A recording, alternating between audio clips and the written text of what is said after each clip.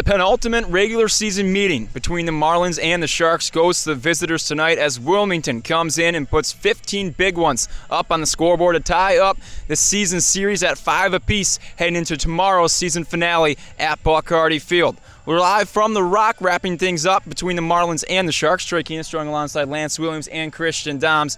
And as we move now to just 7 games left in the summer, each game just carries a little bit more weight. And with the victory for Wilmington tonight, they now move just a half game back of Morehead City, who is holding on to that third and final playoff spot in the East Division. And Lance, as mentioned, Wilmington, an offensive clinic tonight. 15 runs put up. It really came in that 5th inning. 7 runs, which included a grand slam from Cam Sudo.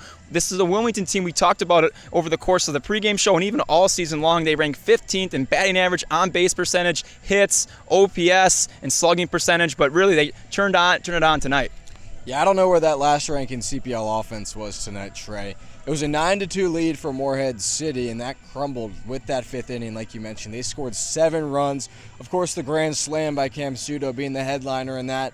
But, you don't get to a grand slam without loading the bases, and that's what they did. They got a lot of base hits. This Wilmington offense really exhausted any pitching offense or option that Morehead City had. They used 6. Wilmington, they used 8 pitchers. 14 pitchers used tonight. That just goes to show how important this game was for both of these teams. They wanted it so bad, and that's what the game tomorrow at Wilmington with these guys as well. As mentioned, tomorrow will be the final matchup in the regular season between the Sharks and the Marlins, and with that, I imagine the emotions will be high. But Christian, there are some bright spots tonight, especially out of the starting pitching for Morehead City. Isaac Beebe with a strong improvement from his last outing. He was able to go 4 innings pitched, his longest outing of the summer, and just 2 earned runs. Tanner Malley also snapped his 6-game hitting streak. He had 2 hits tonight as well.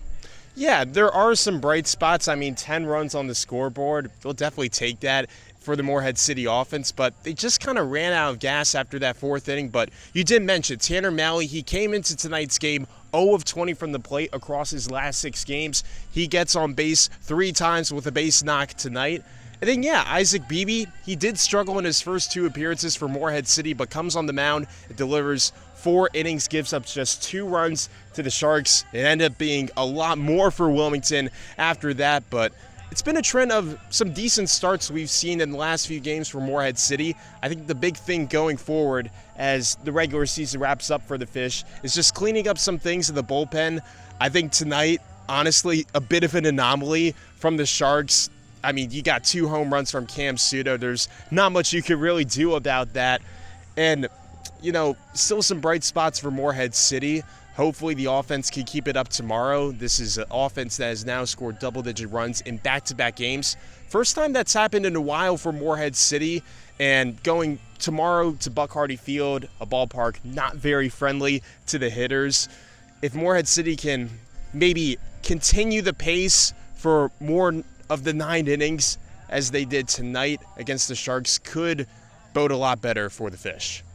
As Christian mentioned, back-to-back games with double-digit runs for the Marlins offense. That was the first time since the 2nd week in June where Morehead City did that over a span of 3 games. So moving to tomorrow's ball game, Lance, as mentioned, the season finale between these 2 teams. And bigger picture, just 7 games left in the regular season for Morehead City. What do the Marlins still need to do to clean things up, to not only be successful in tomorrow's contest, but to finish out the season on the right foot?